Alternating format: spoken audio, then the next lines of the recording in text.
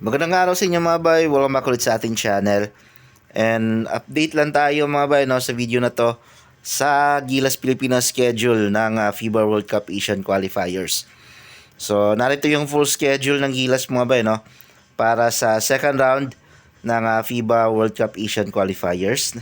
So bali ang mga makakalaban na lang natin dito is Australia at New Zealand.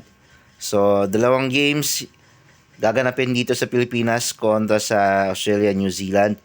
And yung dalawang games is gaganapin naman sa New Zealand and Australia niya. So home and away format to mga bay.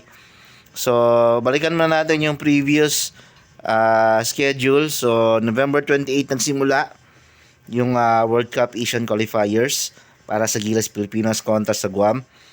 Nangyari yan sa Calvo Fieldhouse sa Guam. Panalo tayo dyan. And sinundan niya noong December 1 dito sa Pilipinas. And naging panalo rin tayo dyan. So currently, 2-0 yung standing natin. Tabla tayo sa Australia sa group natin, 2-0. So eto na yung schedule ng next game ng Gilas kontra sa New Zealand. Ngayong February 26 yan mga bay. 7:30 PM sa Mall of Asia Arena gaganapin. And after nyan, 3 days, March 1, Australia naman yung makakalaban nila. Same din sa Mall of Asia Arena din, 7:30 PM. And then, after nyan, ang next na matchup ng Gilas is kontra sa New Zealand, July 3, 2026. So, yung venue is to be announced pa. And 3 days then after ng laban nila kontra sa New Zealand, lilipad naman sila papunta ng Australia sa July 6.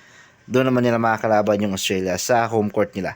So, itong July 3 and 6 is home court to ng New Zealand and Australia.